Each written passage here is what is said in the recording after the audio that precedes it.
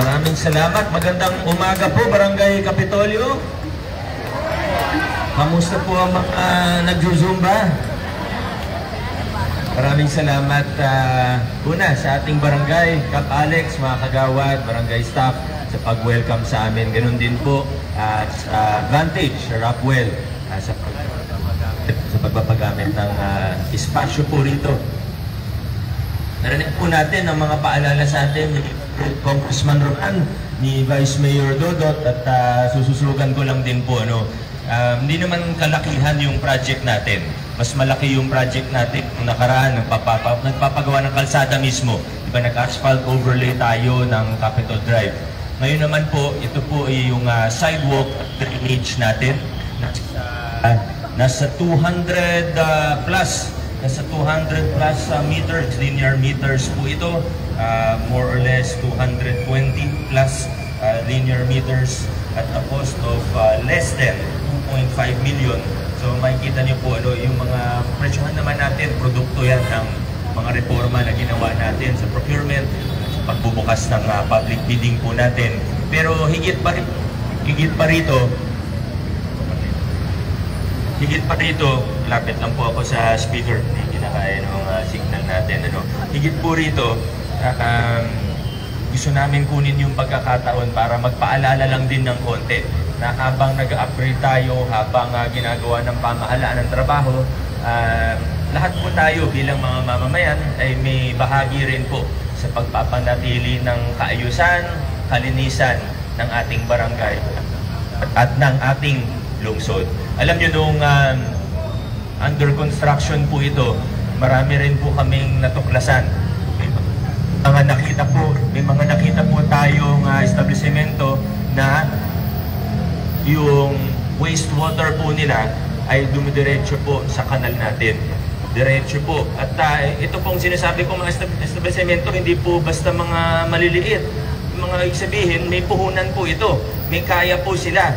Pero pag walang nakatingin, pag nakakuha na ng mga permit, pag nakakuha na ng sanitary permit, pag nakakuha na ng lahat, pag kumpleto na sila sa compliance nila, ay dinidiretso sa kanal yung tubig.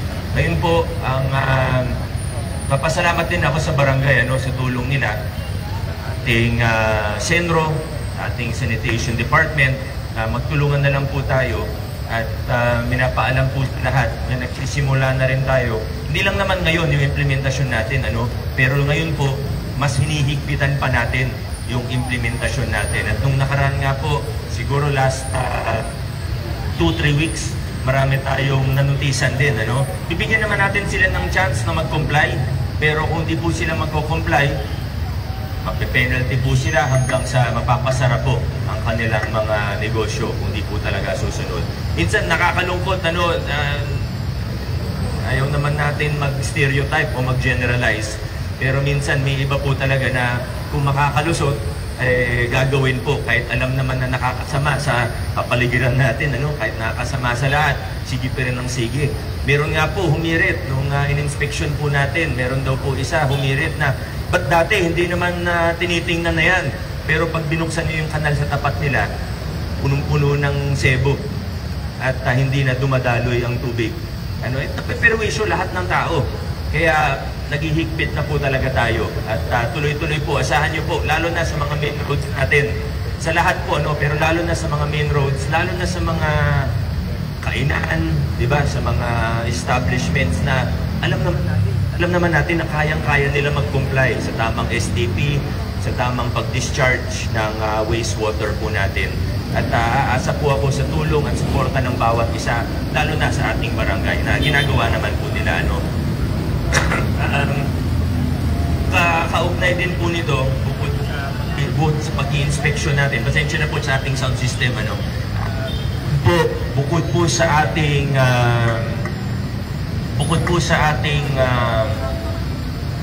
pag-i-implementa sa pamamagitan ng pag-i-inspeksyon, etc. ng ating batas, ay ihigpit na rin po tayo pati dun sa mga panikit po natin. Nung nakaraan kasi, nasanay po tayo na pag tinikita, minsan di masyadong siniseryoso yung mga OVR, yung mga ordinance violation receipt o yung mga ticket natin. Pero nagsimula na po tayo. Pag hindi pinapansin ng ating OVR, kinakasuhan na natin sa korte. Ganoon na po tayo ngayon. Kasi kung susunod ka naman, kung di ka magtatapon ng basura kung saan, kung susunod tayo sa mga traffic rules and violations natin, di ka naman matitikitan eh. Ang TPMO natin, halimbawa, talagang nililis natin yan. Hindi man siya perfecto, minsan may pa isa-isang reklamo pa rin tayo natatanggap sa enforcer.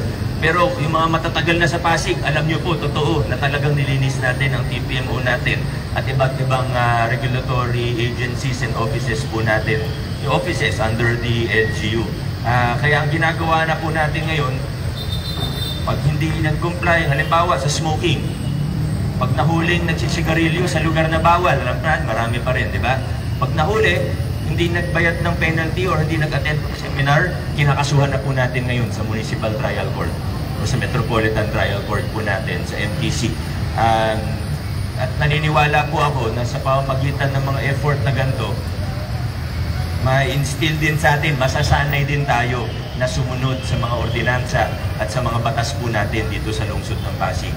At kung susunod po tayo, ang bawat isang mamamayan ay masasanay na sumunod, may nakatingin man o wala, maganda na ang Pasig ngayon, bukas mas lalo pang gaganda ang ating lungsod. Kaya sana magtulungan po tayo. Sigurado po ako na sa ginagawa natin, stricter implementation, lalo na sa mga establishment, sigurado po ako na dadagsain kami ng reklamo. Pero okay lang po dahil tatayo po tayo sa kung ano ang tama at kung ano makakaganda para sa buong barangay at para sa buong lungsod natin. Maraming salamat. Congratulations sa buong barangay natin sa project na ito. God bless Barangay Kapito. Sin City. Thank you po. Maraming salamat. Palakpakan po natin Mayor Vico Soto. Ngayong umaga, pakinggan po natin ang mensahe ng inyong barangay captain, Alex Torres.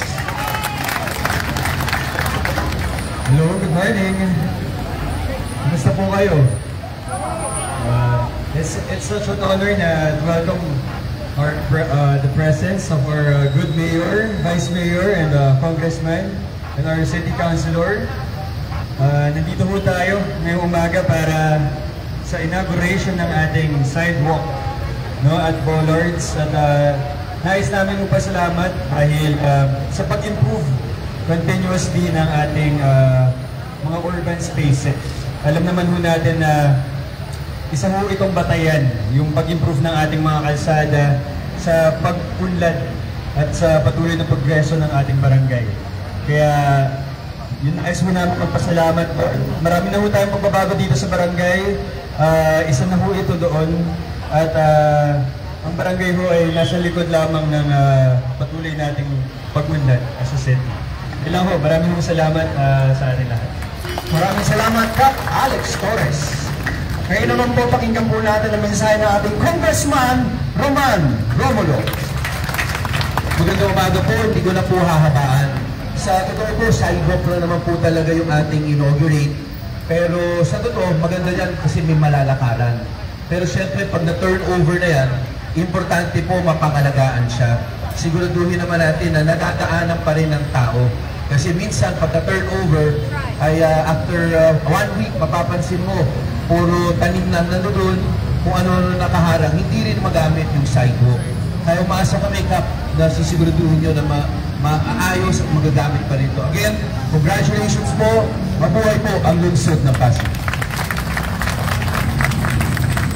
Maraming salamat po, Congressman Roman Romulo.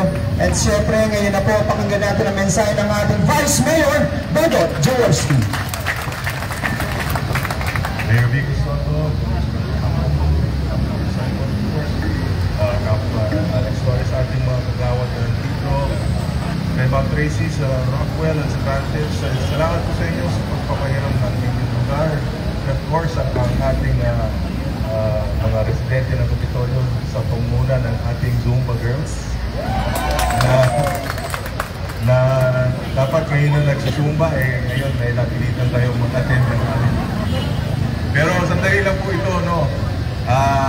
Again, napagit na po, meron po tayong inauguration, no? Itong inauguration na po ito ay hindi lang po sidewalk, actually drainage canal po ito. So So I think habang nandito po kami, paalala rin. Alam naman natin kung paano naging transformation ng Kapitolyo. Dati po residential area. Now your commercial establishments have boomed and grown, and traffic is a big issue as well. But sana, siyempre, kausap ko rin yung barangay Terina, mga kagawad natin, meron po tayong mga concerns with regards to the proper disposal ng ating wastewater. Kasi alam po natin, katulad na banggit ko, drainage po ito. Ginagastos po natin dito ay malaking pera para sa ating system. And if non-compliant po yung ating mga establishments dito, nagkakos po yan ng mga undue na para, ang clogging ng ating mga drainages. So sana maging compliant po yung ating mga negosyo na lang dito para naman sa ikabubuti ng buong community. And lastly, siguro paalala na rin natin sa ating mga anak, mga apo, na itapon natin yung basura natin sa tamang lugar. Kasi naalala lang po natin ang pagka may baha, saka natin naaalala na nagagalit tayo sa pamahalaan. Pero totoo naman po yan, marami yung cost ng basura ay gawa rin ng sarili nating mga kapabayan. So siguro reminder lang po na we all have the responsibility sa ating community. Alagaan po natin itong mga infrastructure development na ginagawa po ng ating lungsod, para rin naman sa ikabubuti at ikaunlad ng ating komunidad. So muli po, congratulations sa Barangay Kapitolyo, and 23 days before Christmas, advance Merry Christmas po sa ating lahat. 1, 2, 3.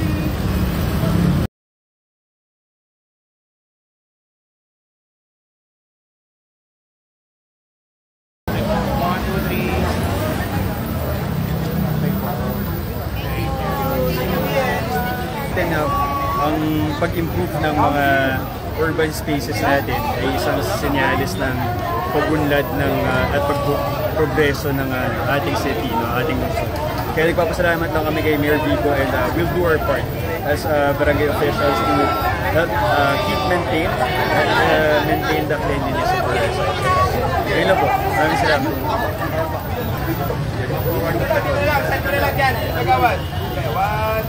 Okay po!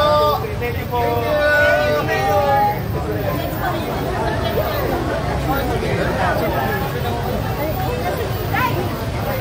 Pati hindi yun! Basta kayo sila! Ayoko ba? Gawad, nandiyan sa puter ito. Bukas tayo ang paya.